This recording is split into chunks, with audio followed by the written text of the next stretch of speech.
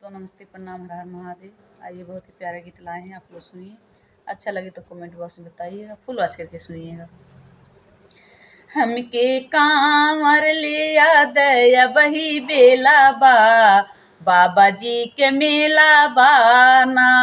हमके कांवर ले याद वही बेला बा, भोला जी के मेला बाना। जब भोला जी के धाम लेबे भांग धतूरा पान, जब भोला जी के धाम लेबे भांग धतूरा पान। बाबा कुशल रखी हैं, बाबा कुशल रखी हैं, ससुरु घर अकेला बा, भोला जी के मेला बाना। हमके कांवर ले याद वही बेला बा, भोला जी के मेला बाना।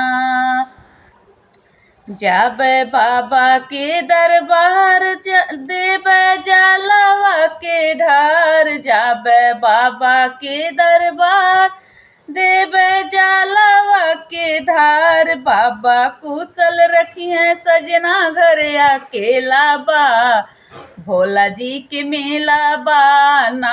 बाबा कुशल रखी हैं, सजना घर अकेला बा, बाबा जी के मेला बाना। हमके कांवर लिया दया वही बेला बा, बाबा जी के मेला बाना। जब बाबा जी के द्वार मांगन मांगब हाथ पसार, जब बाबा जी के द्वार मांगन मांगब हाथ पसार। बाबा कुशल रखी हैं, ललना घर अकेला बा, बाबा जी के मेला बाना। भोला कुशल रखी हैं, ललना घर अकेला बा, भोला जी के मेला बाना। हमके कांवर लिया अब ही बेला बा, बाबा जी के मेला बाना। प्लीज़ दोस्तों गाना कैसे लगा कमेंट बॉक्स में जरूर बताइएगा। फिर नेक्स्ट वीडियो मिलते हैं, तब तक के लिए बाय बाय।